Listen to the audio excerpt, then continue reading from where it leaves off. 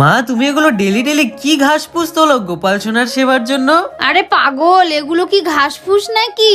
এগুলো হলো খেসারি কলই শাক। কারণ আমার গোপাল সোনার আধা মাধব এই শাক শুক্তই বেশি পছন্দ করেন, তাই আমি এক এক দিন এক এক রকমের শাক গোপাল সোনার সেবায় দেই।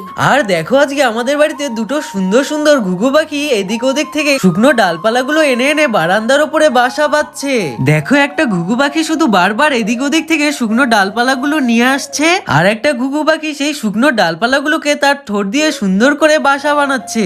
আর এই ঘুঘু পাখিগুলোর ডাক শুনে তো আমার বারবার ছোটবেলার কথা মনে পড়ে যাচ্ছে। তারপর দেখো, এখন মা গোপাল সোনার মধ্যাহ্নের ভোগ রান্না শুরু করে দিয়েছে। তারপর ভোগ রান্না কমপ্লিট হয়ে যাওয়ার পর মা এখন গোপাল সোনার ভোগ নিবেদন করছে। তোমরা এখন একটু সুন্দর গোপাল সোনার মধ্যাহ্নের ভোগ আরতির দর্শন করো। আর এই হলো আজকে গোপাল সোনার সিম্পল টেস্টি টেস্টি মধ্যাহ্নের ভোগ। তোমরা সকলে একটু দর্শন করো। তো আজকের মতো এটুকুই ছিল আমার মিনি ব্লগটি তোমাদের ভালো লেগে থাকলে রাধে রাধে কমেন্ট করে যেও কিন্তু।